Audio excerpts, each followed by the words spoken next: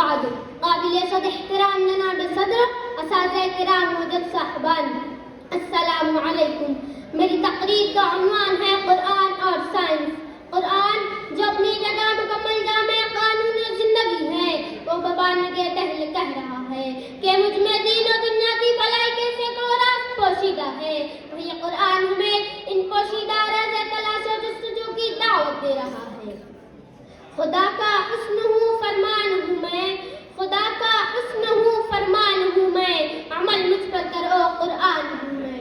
لیکن مہر مسلمان جو اپنا زیادہ تر وقت دنیا کی خرافات میں صرف کر دیتے ہیں اور اس آسمانی صحیفے کو پڑھنے اور سمجھنے کی کوشش نہیں کرتے، مگر آج جب سائنس نے اپنی عقل سلیم کا استعمال کیا تو یہ راز فاش ہوا کہ روزہ نفس کے لیے بہترین ٹونک، نماز صحت کے لیے اچھی ورزش اور وضو بیماریوں سے نجات ہے۔ پاکیزگی اور طہارت کے متعلق سائنس کے تمام اصول اس وقت نہایت ہی بے معنی لگنے لگتے ہیں جب ہم یہ دیکھتے ہیں کہ قرآن نے صدیوں پہلے ہی پاکیزگی اور طہارت کو نصف ایمان قرار دیا ہے۔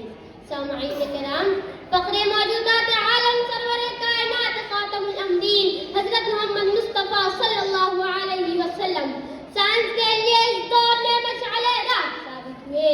جب آپ صلی اللہ علیہ وسلم بکریاں چرایا کرتے تھے، یعنی میں آپ حضرات کی توجہ اس معجزانہ واقعے کی طرف مبذول کرنا چاہتا ہوں جب آسمان کی وسعتوں میں جبرائیل امین کا نزول ہوتا ہے۔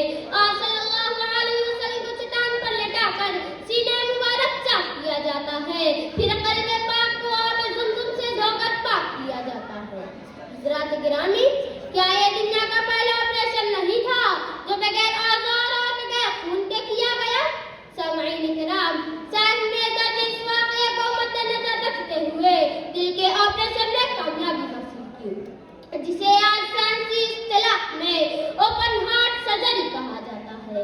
حضرت انسان نے جب سطح گیتی کو چھوڑ کر آسمان کی رفتوں میں پہنچا تو اسے وہاں پر بھی قرآن کی سچائیوں کو اپنی آنکھوں سے دیکھا۔ بوقت مغربی جب انسان نے سطح قمر پر قدم رکھا تو اسے اذان کی مدھم آوازیں ہزاروں میل دور سے سنائی دے رہی تھی۔ چاند کے معائنے نے نبی کریم صلی اللہ علیہ وسلم کو معجزہ شق القمر کی طرف اشارہ کیا ہے جو آج سے 1400 سال پہلے گزر چکا تھا۔ سرور کائنات صلی اللہ علیہ وسلم نے کفار کی ایمان اپنی ایک شہادت کی انگلی سے چاند کے 2 ٹکڑے کر دیے تھے۔ آج بھی پورے چاند پر 2.5 فرلانگ چوڑی ایک درال موجود ہے جس کی تصدیق ایلین اپولو کے امریکی خلا بازوں نے اپنی خلائی سفر کے اختتام پر کی تھی۔ حاضرین جلسہ، میں آخر میں بس اتنا ہی کہنا چاہتا ہوں کہ ان تمام واقعات کا شواہد نے اس روشن حقیقت کو ثابت کر دیا گیا ہے سائنس کا منبع قرآن ہے اور آیات قرآن انسان کی ترویج و اشاعت کے لیے ہر دور میں مشعل راہ ثابت ہے اور انشاءاللہ آئندہ بھی ہوتی رہے گی۔ وآخر دعوانا الحمدللہ رب العالمین۔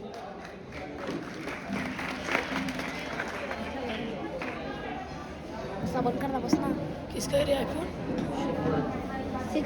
اسٹیج پر آ رہے ہیں پارٹیسپینٹ نمبر 9 کس کا ہے؟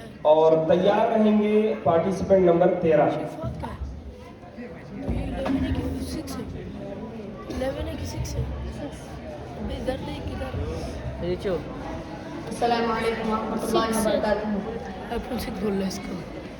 آج کے اس موضوع میں تو 2 کیمرہ آج کیسے میری تقریر کا عنوان ہے قرآن اور سائنس۔ اسلام ایک مکمل ضابطۂ حیات ہونے کے ساتھ ساتھ دین فطرت بھی ہے جو ان تمام احوال و تغیرات پر نظر رکھتا ہے جن کا تعلق انسان اور کائنات کے باطنی اور خارجی وجود کے ظہور سے ہے۔ یہ ایک مسلمہ حقیقت ہے کہ اسلام نے یونانی فلسفے کے گرداب میں بھٹکنے والی انسانیت کو علم نور سے منور کرتے ہوئے جدید سائنس کی بنیادیں فراہم کی۔ قرآن مجید کا بنیادی موضوع سائنس ہے جسے قرآن مجید کا بنیادی موضوع انسان ہے جسے سینکڑوں بار اس امر کی دعوت دی گئی ہے کہ وہ اپنے گرد و پیش وقوع پذیر حالات و واقعات اور حوادث عالم سے باخبر رہنے کے لیے غور و فکر، تدبر و تفکر سے کام لے۔ اور اللہ تعالیٰ کے عطا کردہ شعور وہ قوت مشاہدے کو بروقار لائے